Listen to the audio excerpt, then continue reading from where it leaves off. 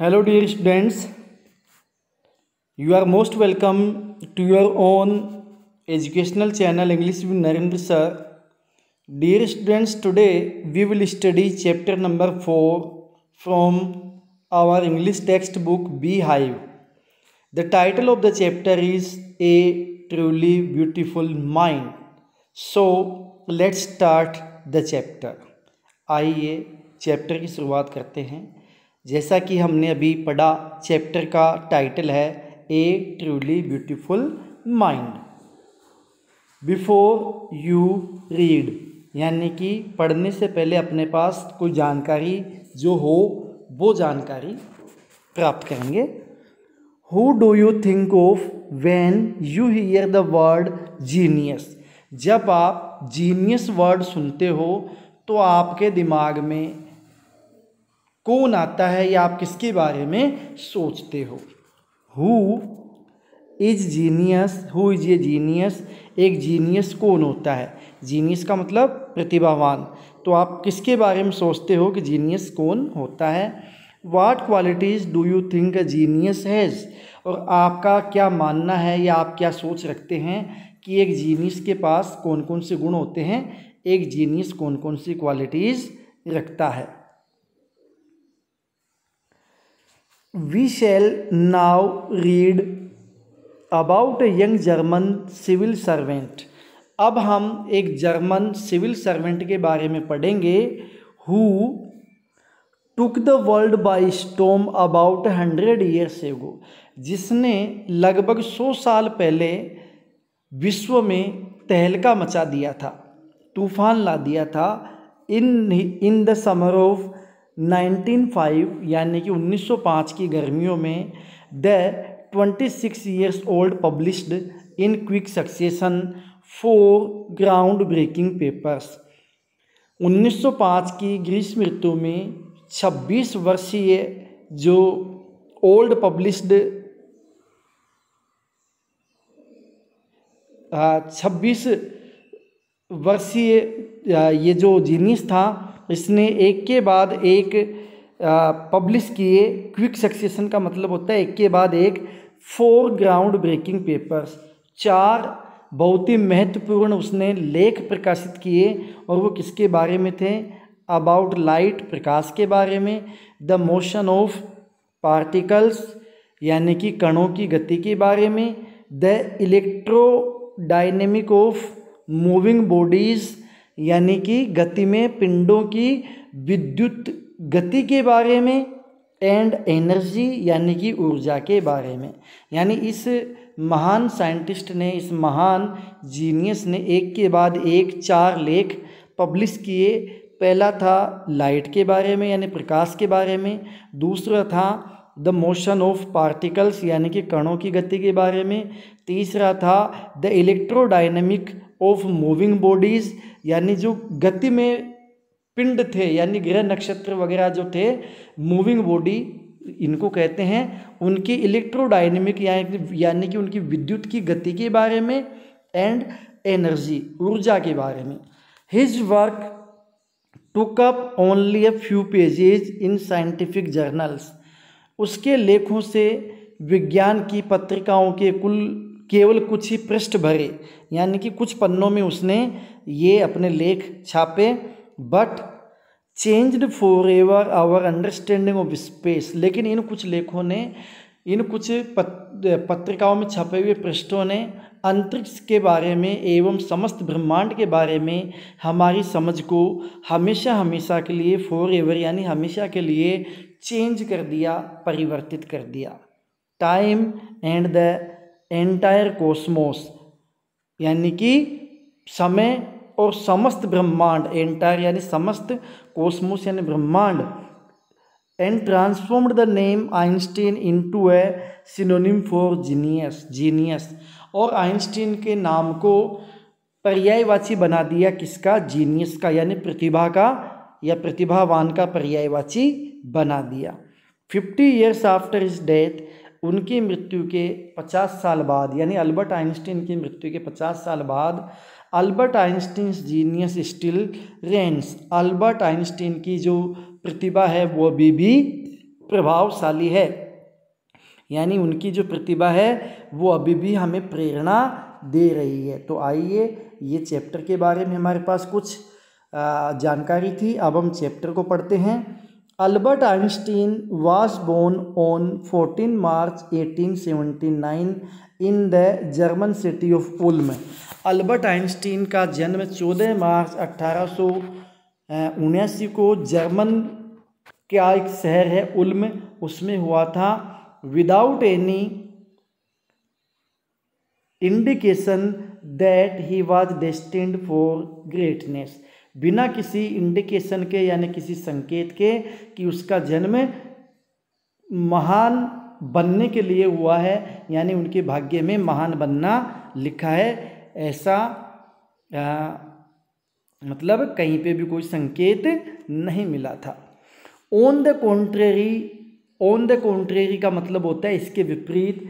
His mother thought Albert was a freak का मतलब होता है असाधारण। इसके विपरीत आइंस्टीन की जो माँ थी वो सोचा करती थी कि अल्बर्ट आइंस्टीन एक असाधारण बालक था। To her his head seemed much too large, क्योंकि उसका जो सिर था वो बहुत ज़्यादा बड़ा था, तो उसकी माँ सोचती थी कि इसका सिर बहुत बड़ा है, इसलिए ये कोई असाधारण बालक है। एट द एज ऑफ 2.5 यानी 2.5 साल की उम्र में Einstein still wasn't talking, Einstein अभी भी बोलता नहीं था, यानी उसको बोलना नहीं आया था या बोलना नहीं आ रहा था। When he finally did learn to speak, और जब उसने आखिरकार बोलने का निश्चय किया, या यूँ कह ले कि जब उसने बोलना सीखा, ही अटर्ड एवरीथिंग ट्वाइस, वह प्रत्येक बात को 2 बार अटर्ड यानी बोलता था, प्रत्येक शब्द को 2 बार वो बोला करता था। Einstein did not know what to do with other children, Einstein ये भी नहीं जानता था कि दूसरे जो अन्य बच्चे थे उनके साथ क्या किया जाए, अर्थात उनके साथ कैसे बिहेव किया जाए। And his playmates called him brother boring, इसलिए उसके जो प्लेमेट्स थे वो उसको ब्रदर बोरिंग के नाम से पुकारते थे, यानी कि नीरस भाई के नाम से जानते थे।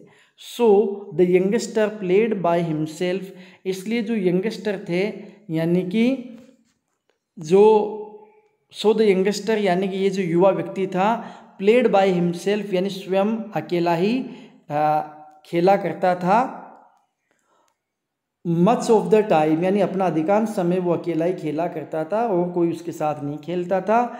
ही स्पेशली लव्ड मैकेनिकल टॉयज, विशेष तौर से वो यांत्रिक खिलौनों को पसंद करता था। Looking at his new born sister Maja, he is said to have said, यानी जब उसने पहली बार अपनी नई जन्मी हुई बहन को यानी नवजात बहन को देखा, यानी कि नई जो उसकी बहन मतलब उसकी बहन का जब जन्म हुआ था, नवजात जो वो थी, तो जब उसने पहली बार उसको देखा तो देखते ही ऐसा कहते हैं कि उसने ये पूछा fine but where are her wheels, कि बहन तो अच्छी है लेकिन इसके पहिए कहाँ हैं।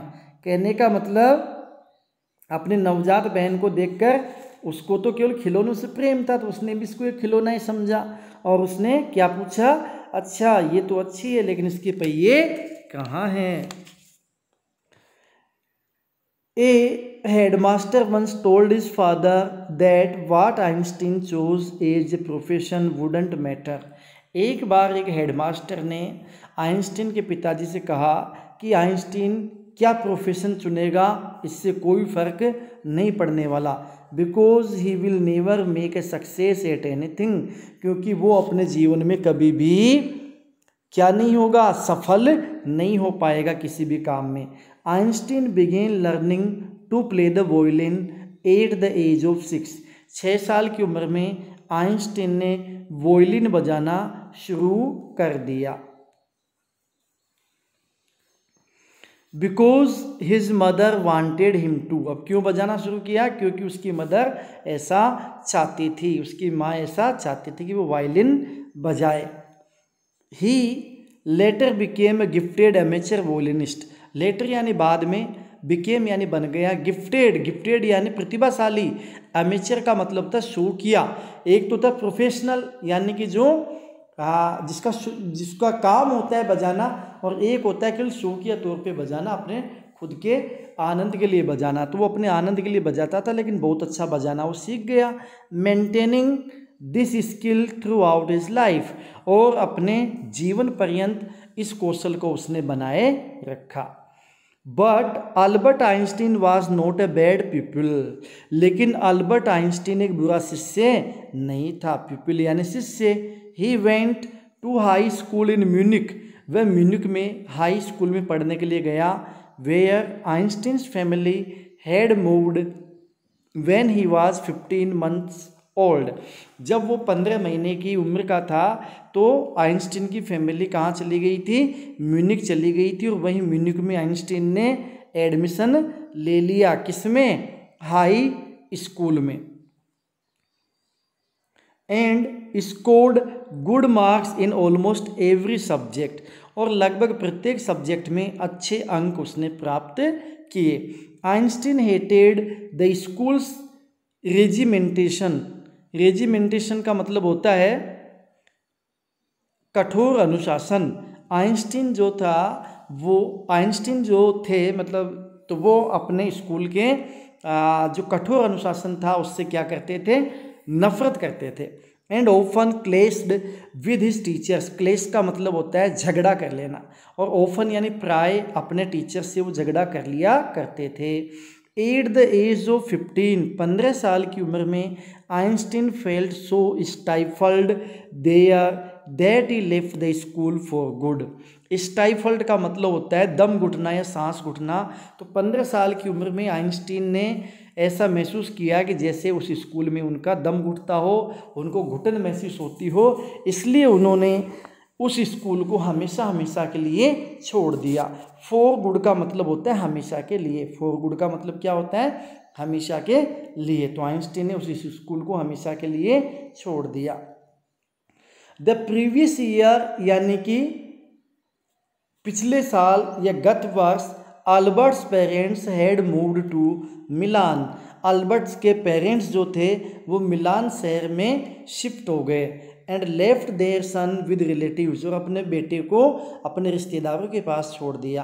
आफ्टर प्रोलोंग्ड डिस्कशन, प्रोलोंग्ड का मतलब लंबा, डिस्कशन यानी वार्तालाप, लंबे डिस्कशन के बाद, वार्तालाप के बाद, Einstein got his wish to continue his education in German speaking Switzerland.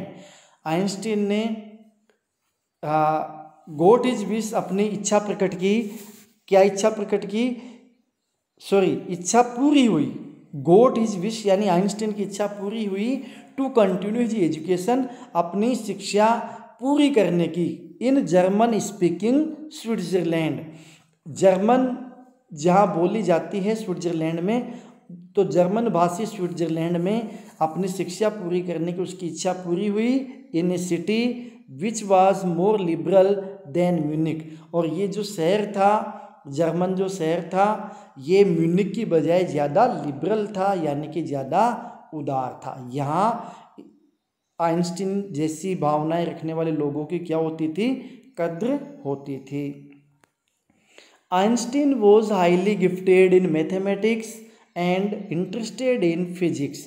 Einstein जो थे वो गिफ्टेड थे यानी प्रतिभाशाली थे, यानी कि उनकी बहुत ज़्यादा रुचि थी, प्रतिभा थी, किसमें, मैथमेटिक्स में, एंड उनका रुचि था, उनका इंटरेस्ट था किसमें, फिजिक्स में। तो आइंस्टीन बहुत ही ज़्यादा प्रतिभाशाली थे मैथमेटिक्स में और उनका इंटरेस्ट फिजिक्स में था।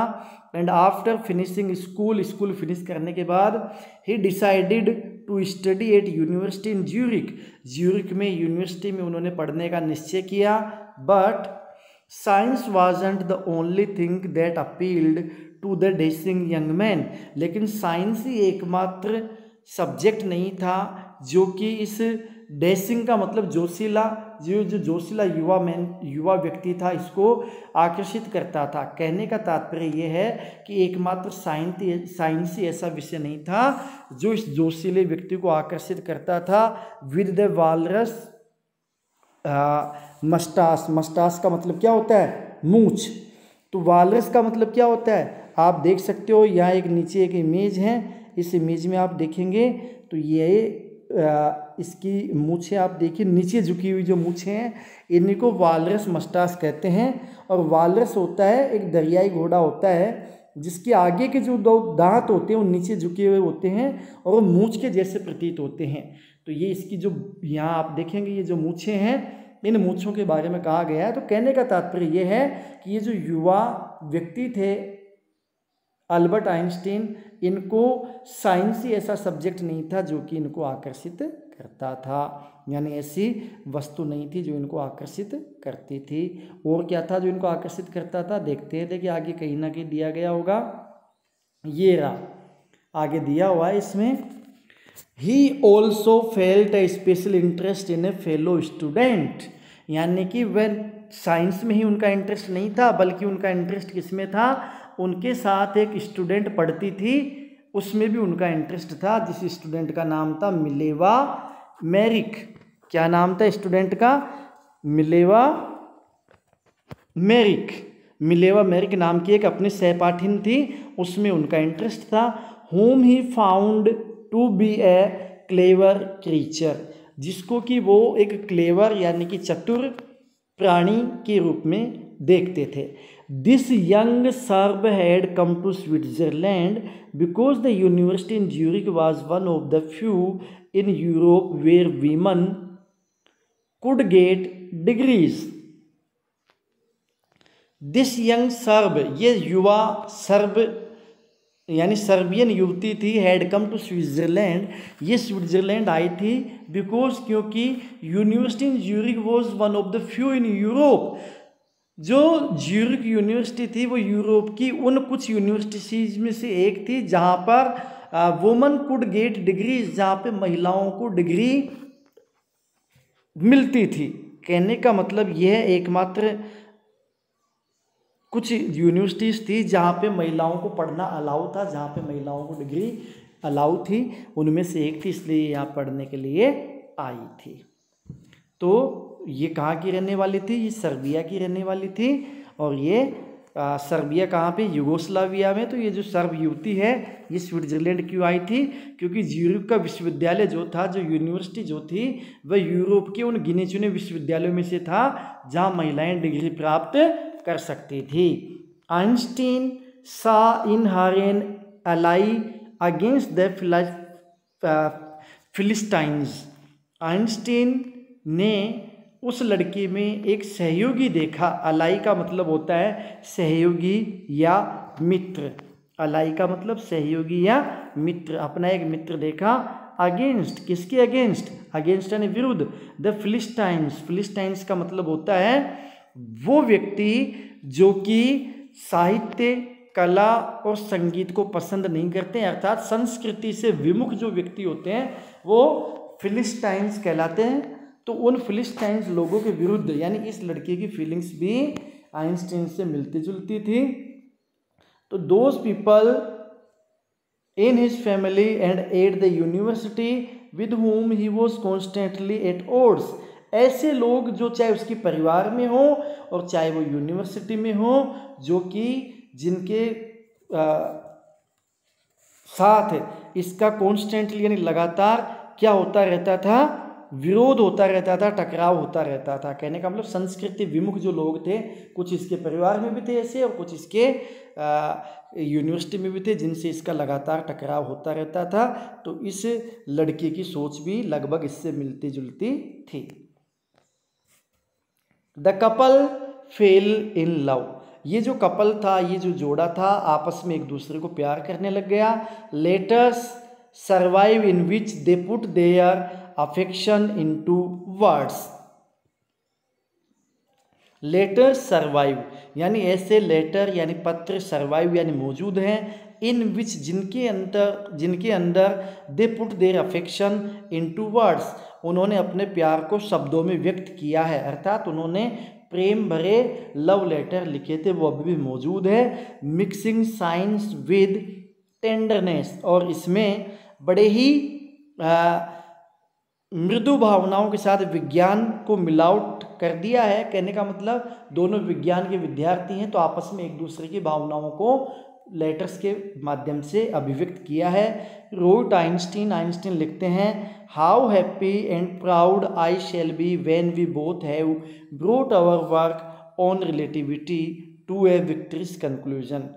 आइंस्टीन कहते हैं कि मैं कितना प्रसन्न व गर्वित, प्राउड यानी गर्वित, मैं कितना प्रसन्न होऊंगा और गर्व महसूस करूंगा कब, When we both have brought our work, जब हम लोग अपने कार्य को निष्कर्ष पर ले चुके होंगे ऑन रिलेटिविटी यानी सापेक्षता का कोई सिद्धांत था जिसके ऊपर ये दोनों मिलकर काम कर रहे थे। तो ये कह रहे हैं कि जब हम विक्ट्रियस कंक्लूजन पर आ चुके होंगे यानी कि विजित निष्कर्ष पर पहुंच चुके होंगे, यानी हमें अपने निष्कर्ष में सापेक्षता का जो सिद्धांत है जिसके ऊपर वो दोनों मिलकर काम कर रहे थे, तो वो सिद्धांत जब अपने कंक्लूजन पे आ चुका होगा तो हमें बड़ी खुशी और गर्व महसूस होगा, ऐसा अल्बर्ट आइंस्टीन कहते हैं।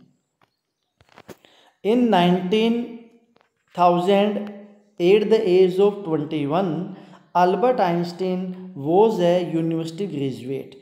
1990 में जब अल्बर्ट आइंस्टीन 21 वर्ष के थे तो उन्होंने यूनिवर्सिटी से ग्रेजुएट कर लिया था एंड अनएम्प्लॉयड, और वो बेरोजगार थे यानी उन्हें कोई वर्क नहीं मिला था। He worked as a teaching assistant, इसलिए उन्होंने टीचिंग असिस्टेंट के रूप में काम शुरू कर दिया, यानी कि वो बेरोजगार थे और उन्होंने टीचिंग असिस्टेंट यानी कि सहायक अध्यापक के रूप में कार्य किया। Give private lessons and finally secured a job in 1902 as a technical expert in the patent office in Bern. और उन्होंने प्राइवेट लेसन्स दिए यानी कि निजी रूप से उन्होंने प्राइवेट रूप से उन्होंने शिक्षण कार्य किया एंड फाइनली यानी अंत में सिक्योर्ड ए जॉब, उनको एक सुरक्षित रूप से नौकरी प्राप्त हो गई इन 1902 में एज ए टेक्निकल एक्सपर्ट, एक तकनीकी एक्सपर्ट के तकनीकी विशेषज्ञ के रूप में उनको एक नौकरी मिल गई। कहाँ पे मिली? पेटेंट ऑफिस में, बर्न में, बर्न नाम का एक शहर है तो उसके पेटेंट कार्यालय में इनको तकनीकी विशेषज्ञ के रूप में एक नौकरी मिल गई। While he was supposed to be assessing other people's inventions, अब उसका जो कार्य था वो ये था कि दूसरे लोगों के जो एक्सपेरिमेंट्स थे, इन्वेंशंस थे, जो आविष्कार थे, उनका उसको असेसमेंट करना था यानी कि मूल्यांकन करना था। तो असेसिंग का मतलब होता है मूल्यांकन और इन्वेंशन का मतलब होता है खोज या आविष्कार। तो दूसरे लोगों के आविष्कारों का मूल्यांकन करने का काम इनको मिला था। इसी दौरान Einstein was actually developing his own ideas in secret, गुप्त रूप से आइंस्टीन अपने स्वयं के विचारों को भी विकसित कर रहे थे। He is said to have jokingly called his desk drawer at work the bureau of theoretical physics, ऐसा कहा जाता है कि वह मजाक में अपने काम करने की मेज को जो दराज थी उसको क्या कहते थे? ब्यूरो ऑफ थियोरेटिकल फिजिक्स, यानी कि सैद्धांतिकी फिजिक्स का ब्यूरो कहकर पुकारा करते थे। थोड़ा सा चैप्टर आपको कठिन लग रहा होगा लेकिन अगर आप ध्यान से पढ़ेंगे तो समझ में आ जाएगा। One of the famous papers of 1905 was Einstein's special theory of relativity. 1905 में आइंस्टीन ने सापेक्षता का एक बहुत ही फेमस यानी कि बहुत ही स्पेशल विशेष सिद्धांत दिया, एक सिद्धांत उसने प्रकाशित किया। अकॉर्डिंग टू विच, जिसके अनुसार time and distance are not absolute, यानी कि समय और दूरी वास्तव में क्या नहीं थे? एब्सोल्यूट नहीं थे, यानी कि निरपेक्ष नहीं थे, यानी ये सापेक्ष थे, निरपेक्ष नहीं थे। और निरपेक्ष का मतलब होता है अतुलनीय, यानी कि जिनकी तुलना नहीं की जा सके, और सापेक्ष का मतलब होता है जिनकी तुलना की जा सकती है। तो ये सापेक्ष थे, कहने का मतलब सापेक्षता का सिद्धांत दिया था कि समय और दूरी एक दूसरे के साथ चलते हैं, इनकी तुलना की जा सकती है। ऐसा एक सिद्धांत अल्बर्ट आइंस्टीन ने दिया था, जो कि कौन सा सिद्धांत कहलाता है? रिलेटिविटी का सिद्धांत कहलाता है। ये आप साइंस में पढ़ेंगे।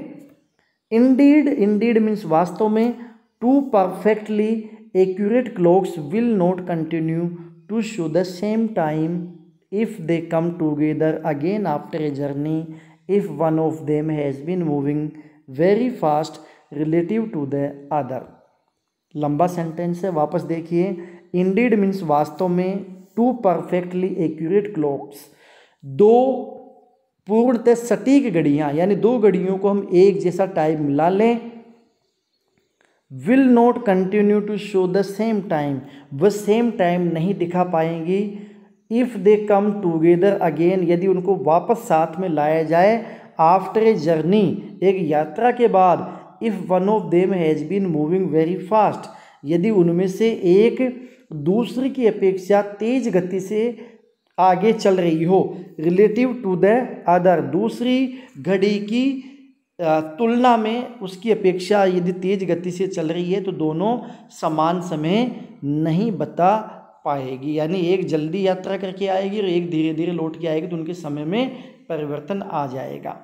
From this followed the world's most famous formula, इससे दुनिया का जो बहुत ही प्रसिद्ध फॉर्मूला है वो निकलकर सामने आया। Which describe the relationship between mass and energy, जिसने मैस यानी द्रव्यमान, एनर्जी यानी ऊर्जा, इसका बहुत ही फेमस एक फॉर्मूला है।